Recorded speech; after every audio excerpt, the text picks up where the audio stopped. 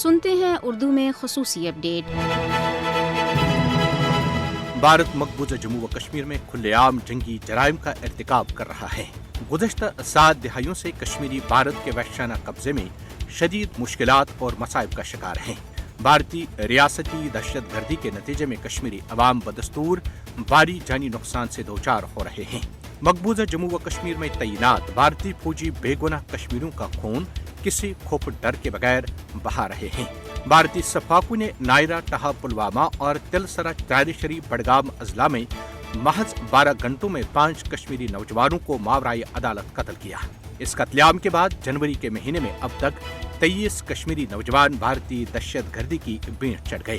مقبوضہ جموں و کشمیر میں جعلی مقابلوں میں کشمیریوں بالخصوص نوجوانوں کا قتل عام بھارتی صفاقوں کی جانب سے کیے جانے والے بدترین جنگی جرائم ہیں۔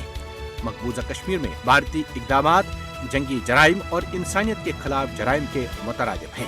فسطائی مودی کی قیادت والی بھارتی حکومت مقبوضہ کشمیر میں جنگی جرائم کا ارتکاب کسی وقفے کے بغیر جاری رکھے ہوئے ہے۔ انسانیت کے قاتل مودی کے بھارتی وزیر اعظم بننے کے بعد سے کشمیری عوام کے خلاف بھارتی مظالم میں تیزی سے بے پناہ اضافہ ہوا ہے۔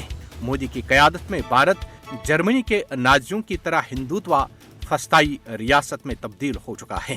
مقبوضہ جموں و کشمیر میں بھارتی جنگی جرائم بین الاقوامی برادری اور انسانی حقوق کی عالمی تنظیموں کے لیے بھی ایک چیلنج اور لمحہ فکریہ ہیں۔ مقبوضہ کشمیر میں تعینات بھارتی فوجوں کے خلاف انسانی حقوق کی بدترین خلاف ورزیوں پر عالمی عدالت انصاف میں مقدمہ چلایا جانا چاہیے۔ وقت آ گیا ہے کہ مودی حکومت کو مقبوضہ کشمیر میں انسانیت کے خلاف جرائم کے لیے جواب دہ ٹھہرایا جائے۔ عالمی برادری کو مقبوضہ کشمیر میں ریاستی سرپرستی میں ہونے والی دہشت گردی پر اپنی خاموشی توڑنی چاہیے۔ عالمی طاقتوں کو چاہیے کہ وہ اپنے دوگلے پن سے باز آ جائیں اور بھارت کو مقبوضہ کشمیر میں جنگی جرائم کے ارتکاب سے روکیں۔